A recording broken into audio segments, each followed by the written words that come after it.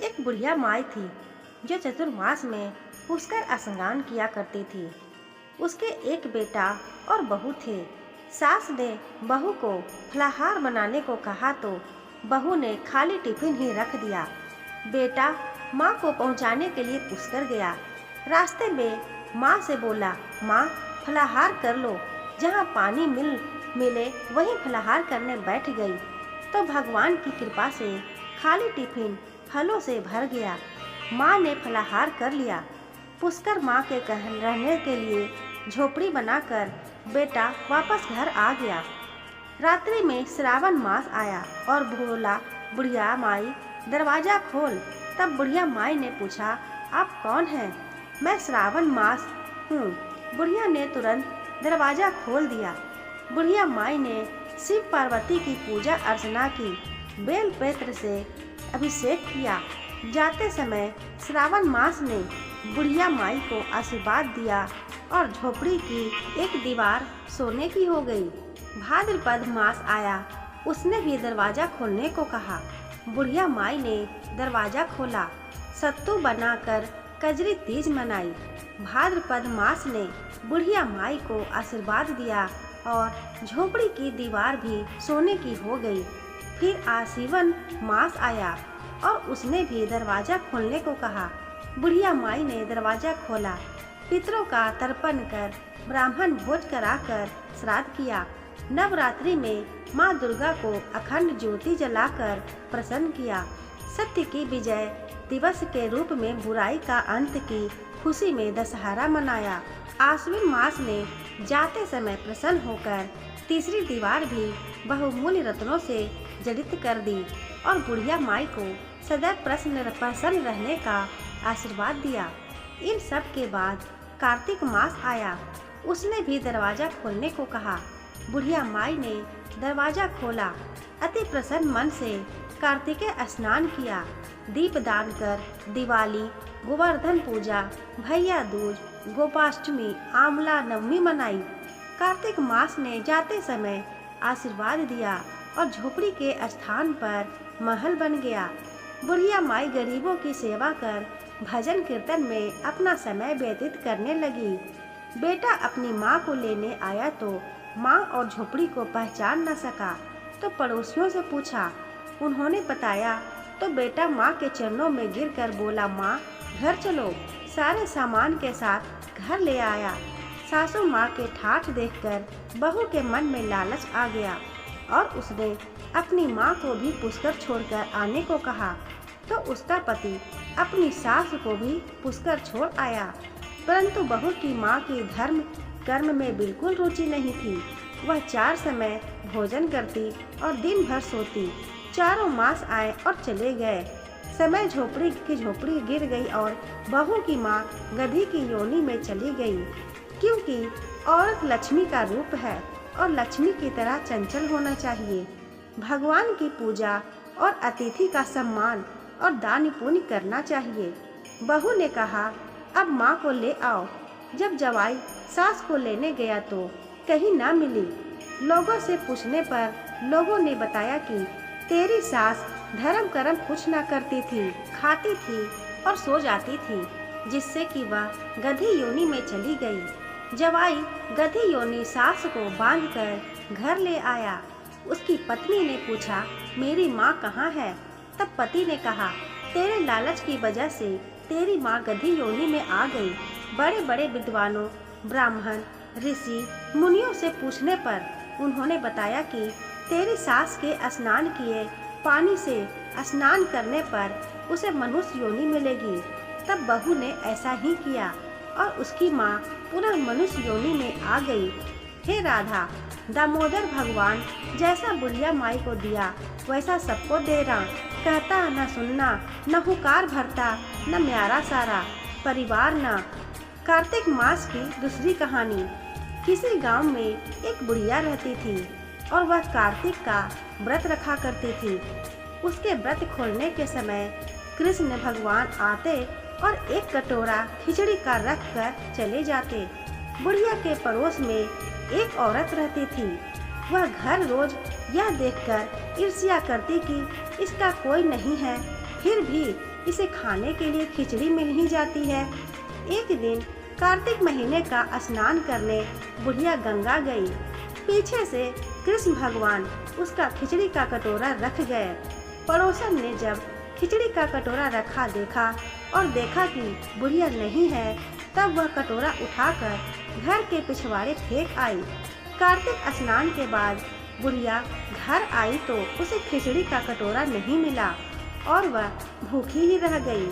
बार बार एक ही बात कहती कि कहाँ गई मेरी खिचड़ी और कहाँ गया मेरा खिचड़ी का कटोरा। दूसरी ओर पड़ोसन ने जहाँ खिचड़ी गिराई थी वहाँ एक पौधा उगा जिसमें 2 फूल खिले। एक बार राजा उस ओर से निकला तो उसकी नज़र उन दोनों फूलों पर पड़ी और वह उन्हें तोड़कर घर ले आया। घर आने पर उसने वह फूल रानी को दिए, जिन्हें सूंघने पर रानी गर्भवती हो गई। कुछ समय बाद रानी ने 2 पुत्रों को जन्म दिया। वह दोनों जब बड़े हो गए तब वह किसी से भी बोलते नहीं थे, लेकिन जब वह दोनों शिकार पर जाते तब रास्ते में उन्हें वही बुढ़िया मिलती जो अभी भी यही कहती कि कहाँ गई मेरी खिचड़ी और कहाँ गया मेरा कटोरा। बुढ़िया की बात सुनकर वह दोनों कहते कि हम है तेरी खिचड़ी और हम है तेरा बेला। हर बार जब भी वह शिकार पर जाते तो बुढ़िया यही बात कहती और वह दोनों वही उत्तर देते। एक बार राजा के कानों में यह बात पड़ गई। उसे आश्चर्य हुआ कि दोनों लड़के किसी से नहीं बोलते, तब यह बुढ़िया से कैसे बात करते हैं। राजा ने बुढ़िया को राजमहल बुलवाया और कहा कि हमसे तो किसी से ये दोनों बातें नहीं करते हैं, तुमसे यह कैसे बोलते हैं। बुढ़िया ने कहा कि महाराज, मुझे नहीं पता कि ये कैसे मुझसे बोल देते हैं। मैं तो कार्तिक का व्रत करती थी और कृष्ण भगवान मुझे खिचड़ी का बेला भर कर दे जाते थे। एक दिन मैं स्नान करके वापस आई तो मुझे वह खिचड़ी नहीं मिली। जब मैं कहने लगी कि कहाँ गई मेरी खिचड़ी और कहाँ गया मेरा बेला, तब इन दोनों लड़कों ने कहा कि तुम्हारे पड़ोसन ने तुम्हारी खिचड़ी फेंक दी थी तो उसके 2 फूल बन गए थे। वह फूल राजा तोड़कर ले गया और रानी ने सूंघा तो हम 2 लड़कों का जन्म हुआ। हमें भगवान ने ही तुम्हारे लिए भेजा है। कार्तिक मास की तीसरी कहानी। एक नगर में एक ब्राह्मण और ब्राह्मणी रहते थे। वे रोजाना 7 कोस दूर गंगा यमुना स्नान करने जाते थे। इतनी दूर आने जाने से ब्राह्मणी थक जाती थी। तब ब्राह्मणी कहती थी कि हमारे एक बेटा होता तो कितना अच्छा रहता। बेटे के बहू आती तो हमें घर वापस जाने पर खाना बना हुआ मिलता और बहू घर का काम भी कर देती। ब्राह्मणी की बात सुनकर ब्राह्मण ने कहा कि तूने बात तो सही कही है, चल मैं तेरे लिए बहू ला ही देता हूँ। ब्राह्मण ने कहा कि एक पोटली में आटा डालकर कुछ मोहरे रख दे। ब्राह्मण के कहे अनुसार ब्राह्मणी ने पोटली बांध के दे दी। पोटली लेकर ब्राह्मण चला गया।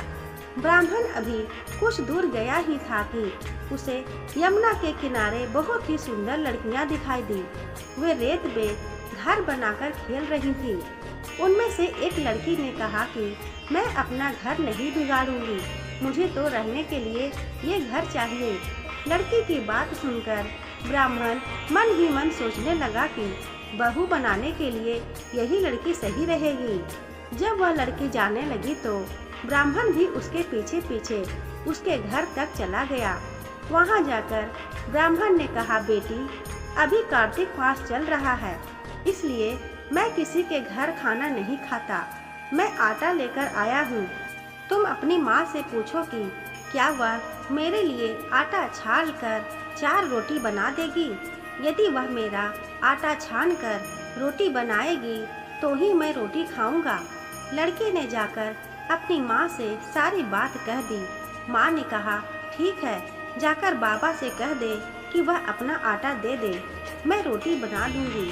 जब वह आटा छानने लगी तो आटे में से मोहरे निकली। वह सोचने लगी कि जिसके आटे में इतनी मोहरे हैं उसके घर में कितनी मोहरे होंगी। जब ब्राह्मण खाना खाने बैठा तो लड़की की माँ ने कहा, बाबा आप अपने लड़के की सगाई करने जा रहे हो तब ब्राह्मण ने कहा कि मेरा बेटा तो काशी में पढ़ने गया हुआ है, लेकिन यदि तुम कहो तो खान कटोरे से विवाह करके तेरी बेटी को अपने साथ ले जाऊं। लड़की की मां ने कहा ठीक है बाबा, और खान कटोरे से शादी करके ब्राह्मण ने साथ भेज दिया। ब्राह्मण ने घर आकर कहा, रामू की माँ, दरवाजा खोल कर देख, मैं तेरे लिए बहू लेकर आया हूँ। ब्राह्मणी बोली, दुनिया ताने मारती थी, अब आप भी मारने लगे। हमारे तो 7 जन्म तक कोई बेटा बेटी नहीं है, तो बहू कहाँ से आएगी। ब्राह्मण ने कहा कि तू दरवाजा खोल कर देख तो।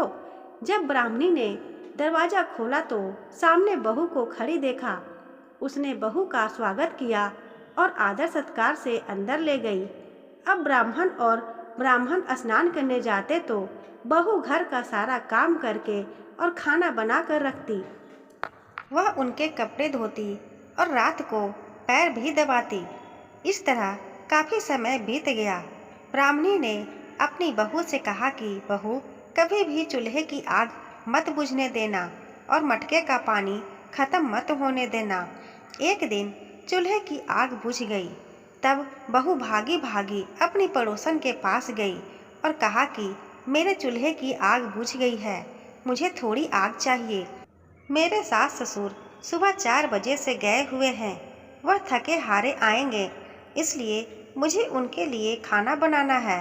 तब पड़ोसन ने कहा कि तू तो बावली है, तुझे यह दोनों मिलकर पागल बना रहे हैं, इनके कोई बेटा नहीं है। बहू ने कहा, नहीं, ऐसा मत बोलो, इनका बेटा तो बनारस काशी में पढ़ने गया हुआ है। तब पड़ोसन ने कहा कि यह तुझे झूठ बोलकर लाए हैं, इनके कोई बेटा नहीं है।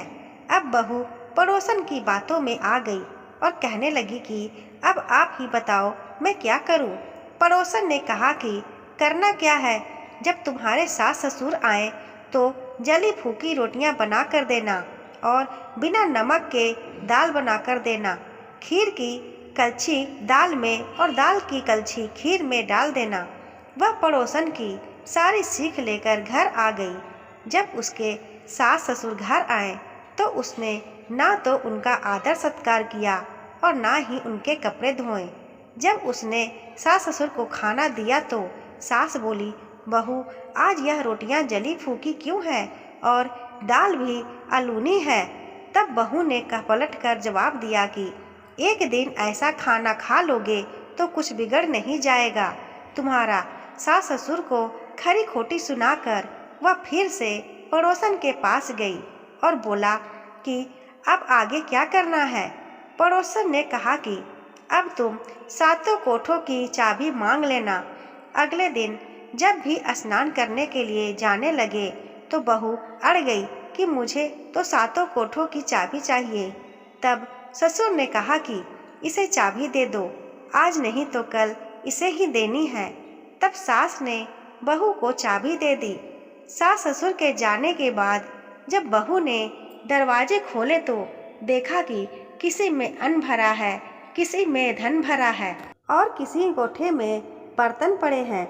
जब उसने सबसे ऊपर का 7वां कोठा खोला तो देखा कि शिव जी, पार्वती माता और गणेश जी, लक्ष्मी माता जी, पीपल पथवारी, कार्तिक के ठाकुर, राय दामोदर, तुलसी जी का पीड़वा, गंगा यमुना व 33 कोटि देवी देवताओं विराजमान हैं।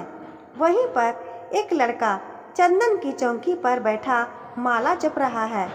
यह सब देखकर उसने लड़के से पूछा कि तुम कौन हो। तब लड़का बोला कि मैं तेरा पति हूँ, अभी दरवाज़ा बंद कर दे, जब मेरे माता पिता आएंगे तब दरवाज़ा खोलना।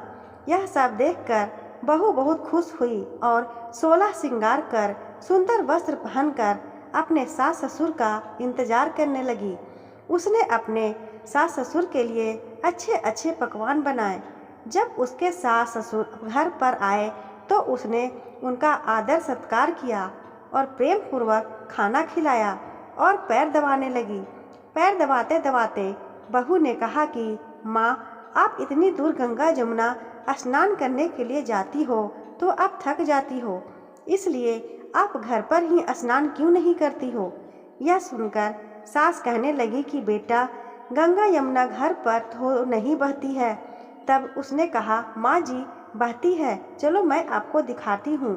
जब बहू ने 7वां कोठा खोल कर दिखाया तो उसमें शिव जी, पार्वती जी, गणेश जी, लक्ष्मी जी, पीपल पथवारी, कार्तिक के ठाकुर, राय दामोदर, तुलसी जी का पिड़वा, गंगा यमुना बह रही है और 33 कोटि देवता विराजमान है। वही चौकी पर बैठा एक लड़का माला जप रहा है। माँ ने कहा कि बेटा तू कौन है? लड़का बोला, माँ मैं तेरा बेटा हूँ। तब ब्राह्मणी ने पूछा कि तू कहाँ से आया है? लड़के ने जवाब दिया कि मुझे कार्तिक देवता ने भेजा है। बुढ़िया ने कहा कि बेटा यह दुनिया कैसे मानेगी कि तू मेरा बेटा है? बुढ़िया ने कुछ विद्वान पंडितों से मदद मांगी।